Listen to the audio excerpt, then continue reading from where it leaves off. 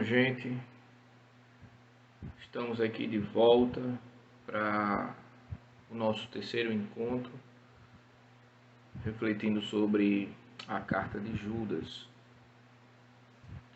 Eu espero que possa ser um bom tempo juntos nesse terceiro encontro e que a gente possa continuar crescendo na graça e no conhecimento do nosso Senhor Jesus Cristo. Vamos fazer uma oração e logo em seguida a gente vai fazer a leitura, que hoje é um pouco extensa. Vai do verso 5 ao verso 16, mas é importante que a gente leia cada versículo, até porque Judas tem apenas um capítulo. Então é importante para o nosso estudo a gente estar vendo cada detalhe desse livro tão pequeno. Vamos orar? Fecha teus olhos e vamos nos dirigir ao Senhor através da oração. Amado Deus e eterno Pai, nós te agradecemos, Senhor, por mais essa oportunidade de estarmos estudando a carta de Judas. Continua a falar aos nossos corações, que essa palavra possa encontrar um local especial na nossa vida, que não seja apenas o comentário de experiências vividas há 2000 anos, mas que possamos encontrar aplicações, ó Deus, práticas, para que a gente possa viver de forma agradável ao Senhor. Fala conosco, em nome de Jesus. Amém. Vamos fazer a leitura então, e aí eu já queria que vocês abrissem a Bíblia de vocês aí, e alguns já tem a palavra de Deus aí no celular. Pode estar com o celular aberto também, para que a gente possa fazer essa leitura juntos, tá? Nós vamos ler do verso 5 até o verso 16. Diz assim, queridos: quero vos lembrar-vos, embora já estejais cientes de tudo uma vez por todas, que o Senhor, tendo libertado um povo, tirando-o da terra do Egito, destruiu depois os que não creram. E os anjos, os que não guardaram o seu estado original, mas abandonaram o seu próprio domicílio, ele tem guardado sobre trevas, em algemas eternas, para o juízo do grande dia. Como Sodoma, Gomorra e as cidades circunvizinhas, que, havendo se entregado à prostituição, como aqueles seguindo após outra carne, são postas para exemplo do fogo eterno, sofrendo punição. Ora, estes da mesma sorte, quais sonhadores alucinados, não só contaminam a carne, como também rejeitam o governo e difamam autoridades superiores. Contudo, o arcanjo Miguel, quando contendia com o diabo e disputava a respeito do corpo de Moisés, não se atreveu a proferir juízo infamatório contra ele. Pelo contrário, disse: o Senhor te repreenda. Estes, porém, quanto a tudo o que não entendem, difamam, e quanto a tudo o que compreendem por instinto natural, como brutos sem razão, até nessas coisas se corrompem. Ai deles, porque prosseguiram pelo caminho de Caim, e movidos de ganância, se precipitaram no erro de Balaão, e pereceram na revolta de Corá. Estes homens são como rochas submersas, em vossas festas de fraternidade, banqueteando-se juntos sem qualquer recato, pastores que a si mesmos se apacentam, nuvens sem águas impelidas pelo vento, árvores em plena estação dos frutos, destes desprovidas, duplamente mortas, desarraigadas. Ondas bravias do mar que espumam as suas próprias sujidades, estrelas errantes, para as quais tem sido guardada na negridão das trevas para sempre. Quanto a estes, foi que também profetizou Enoque, o sétimo depois de Adão, dizendo: eis que veio o Senhor entre suas santas miríades, para exercer juízo contra todos e para fazer convictos todos os ímpios acerca de todas as obras ímpias que impiamente praticaram e acerca de todas as palavras insolentes que ímpios pecadores proferiram contra ele. Os tais são murmuradores, são descontentes, andando segundo as suas paixões. A sua boca vive propalando grandes arrogâncias, são aduladores dos outros por motivos interesseiros. Assim nós terminamos a nossa leitura e partimos para os 3 pontos de reflexão que a gente tinha comentado no último estudo. São eles: nós vamos estar vendo a autoridade de Judas, a importância da santificação e a justiça de Deus. Então, vamos iniciar com o nosso primeiro ponto de reflexão, que fala sobre a autoridade de Judas. Judas, nesse texto que a gente acabou de ler, nessa parte de sua carta, ele busca impor autoridade através do conhecimento das Escrituras Sagradas. Então, nesse trecho aqui lido, nós vamos ver ele falando sobre a libertação do povo de Deus, nós vamos ver ele falando sobre rebelião dos anjos, nós vamos ver ele falando sobre Sodoma, sobre Gomorra, sobre o juízo de Deus sobre essas cidades. Nós vamos ver ele falar sobre o histórico de contaminação do povo de Deus. Ele se mostra consciente dos altos e baixos que o povo de Deus enfrentou em toda a sua história.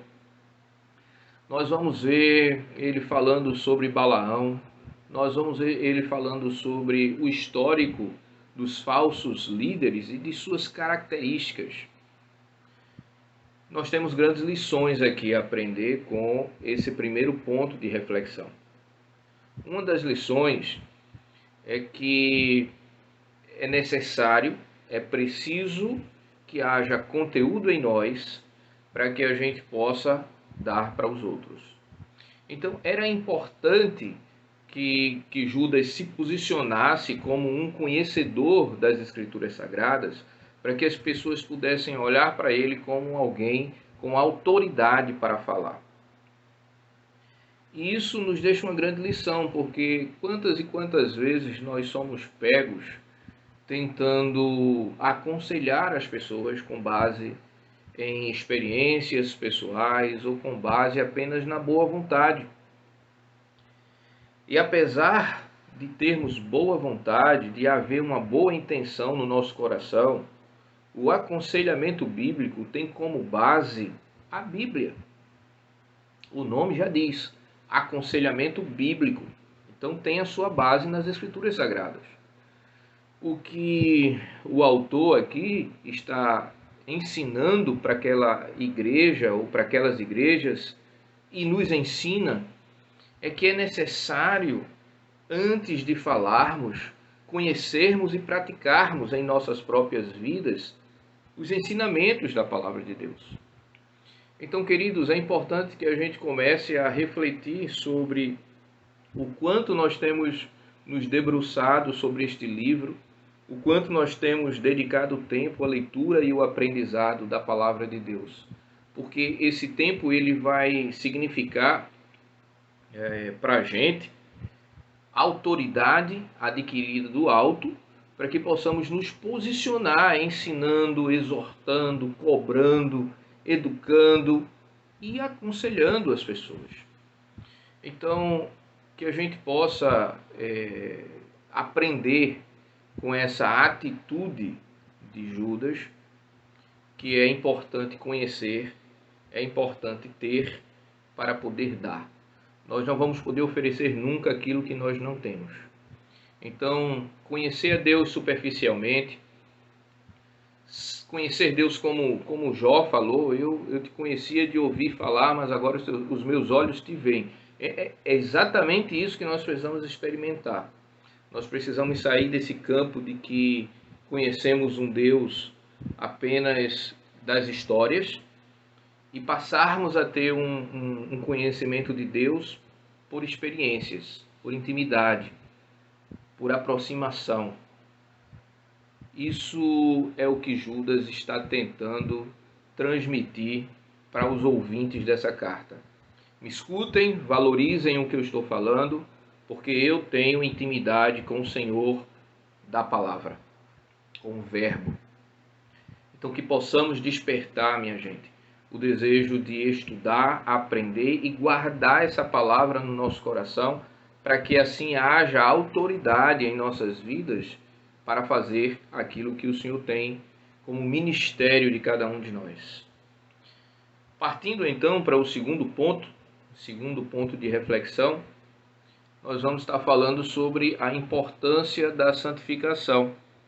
Então, Judas, ele mostra aqui nesse trecho ainda que nós acabamos de ler, o quanto nós somos transparentes para Deus. E aí ele fala, como a gente viu no início, sobre Sodoma, sobre Gomorra, sobre a justiça de Deus, sobre os falsos líderes, as suas características e o que acontece com isso. Judas mostra que não há como fugirmos dos olhos do Senhor. Não há como enganarmos a Deus. E isso, de certa forma, é como se ele estivesse mostrando a oportunidade daquelas pessoas fazerem uma autoanálise. É como se ele estivesse mostrando assim, olha, Deus é justo, Deus conhece as nossas vidas, Deus conhece a intenção do nosso coração, não tente enganar a Deus. Judas mostra que é impossível vivermos em duplicidade. Ora, isso em relação a Deus. Nós até podemos enganar as pessoas, nós podemos até tentar durante muito tempo ter uma vida dúbia. Mas isso não acontece com o nosso Senhor. Ele conhece quem nós somos, independente do local em que a gente esteja inserido. Ele sabe das nossas intenções no campo profissional, ele sabe das nossas intenções no seio da família, ele sabe das nossas intenções no meio eclesiástico. Ele conhece o nosso coração, ele é o Deus que sonda, é o Deus que conhece todos os dias da nossa vida. E é com essa ferramenta usada por Judas que ele tenta convencer as pessoas de que não é inteligente tentar ter uma vida em duplicidade. Ele tenta mostrar que o caminho do pecado e dessa vida baseada em falsidade é uma vida que o final dela vai levar a ruínas diante do Deus que nós servimos. Quando ele aponta para o perfil dos falsos líderes, ele está mostrando para aquelas pessoas que elas devem descansar em Deus, porque o final de todo aquele que é falso é a justiça de Deus.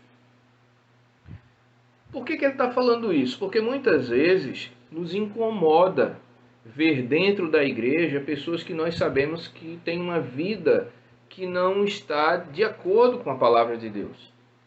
Pior que isso, nos incomoda enxergar líderes que estão muito distantes de terem uma vida agradável ao Senhor.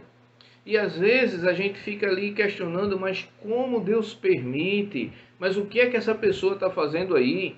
E essa palavra de Judas é uma palavra de conforto, de encorajamento, de perseverança, mostrando para aquelas pessoas que nada passa despercebido aos olhos de Deus.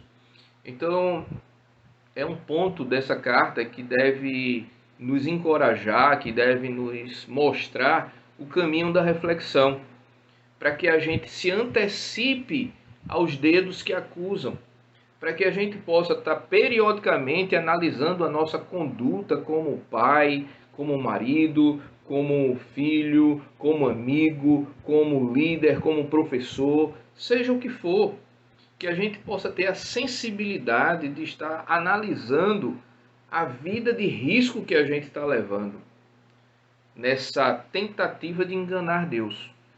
Judas está dizendo que isso é impossível. Então é importante, queridos, que a gente possa diariamente estar se olhando no espelho, verificando aquilo que precisa ser ajustado, que precisa ser melhorado, para a honra, glória e louvor do nosso Deus. Antes que Deus levante homens que venham nos exortar e nos deixar envergonhados por falhas que poderiam ter sido corrigidas sem que houvesse a intervenção humana. E Deus faz isso. Deus não faz isso para expor ninguém, mas Deus corrige porque Ele é um Pai que ama. Então, caminhando agora para o terceiro ponto de reflexão, terceiro e último, que fala justamente sobre a justiça de Deus, não é? São 3 pontos que estão aí interligados. Então, esse terceiro ponto aí falando sobre a justiça de Deus. Judas ele começa a montar a imagem de um Deus que, apesar de ser gracioso, de um Deus que, apesar de unir no único corpo prostitutas, ladrões e judeus, desde que estejam unidos pelo sangue de Cristo, esse mesmo Deus que é amoroso, gracioso, misericordioso, é um Deus que é justo, é um Deus que preza pela santidade, porque Ele é santo. Ele é santo em sua totalidade, Ele é santo em sua plenitude. Então é importante que a gente busque a santificação, que foi o ponto 2, para que a gente não seja alvo da justiça de Deus. Então, Judas, ele alerta que a justiça de Deus, ela nem tarda e nem falha.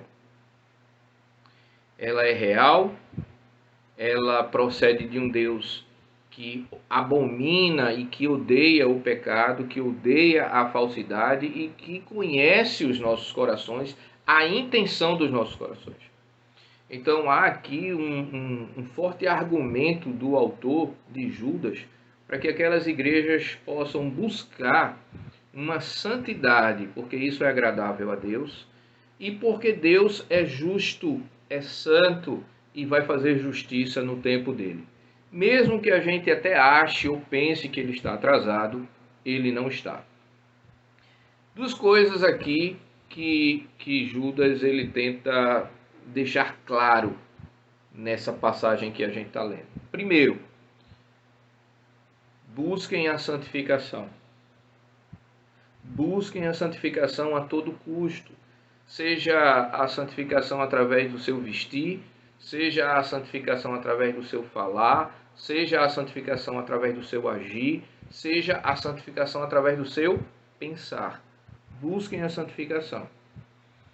Segundo ponto, ele quer garantir para aquele povo que a punição de Deus ela vai cair sobre aqueles que estão brincando de ser líderes daquelas igrejas. Então, os falsos profetas, os falsos líderes tinham um destino certo. Esse destino se chama justiça de Deus. Qual a aplicação? 3 aplicações rápidas para a gente já caminhando para o final. A primeira coisa que nós precisamos aprender nesse terceiro encontro da gente é que devemos desejar a palavra de Deus. E um texto de apoio que eu deixo para vocês é 1 Pedro 2,2, Salmo 119, 47. Busquem ler esses 2 textos com calma. Então, primeira aplicação, desejar a palavra de Deus. Essa é a base das nossas vidas. Texto de apoio, 1 Pedro 2,2, Salmo 119, 47. Segundo ponto de aplicação, nós devemos ter o desejo de sermos santos. Então, desejar a palavra de Deus. Segundo, desejar santidade. Como texto de apoio para esse segundo ponto de aplicação, eu deixo Levítico 20, verso 7 e 1 Pedro 1,16. Repetindo, Levítico 20, verso 7 e 1 Pedro 1,16. Terceiro ponto de aplicação, descansemos na justiça de Deus. Descansemos na justiça de Deus. A justiça de Deus é certa. E aí, como texto de apoio, eu deixo o Salmo 119, versículo 142, e o Salmo 11, versículo 7. Salmo 119, versículo 142, Salmo 11, verso 7. Então essas aí são as aplicações que nós devemos desenvolver e aplicá-las em nossas vidas no desenvolver da vida cristã. Desejar ardentemente a palavra de Deus, desejar ardentemente a santificação e descansar na justiça de Deus. Para o próximo encontro, nós vamos estar abordando mais 3 novos pontos. São eles: nós vamos falar sobre a vida prática, nós vamos falar sobre algumas características dessa vida que desagradam a Deus, e nós vamos estar falando sobre a direção da nossa visão, onde os nossos olhos devem estar direcionados. Então, esses são os 3 pontos aí que nos aguardam para estudarmos na próxima semana. Tudo indica que será o nosso 4º e último encontro, e aí a gente finaliza Judas. Amém?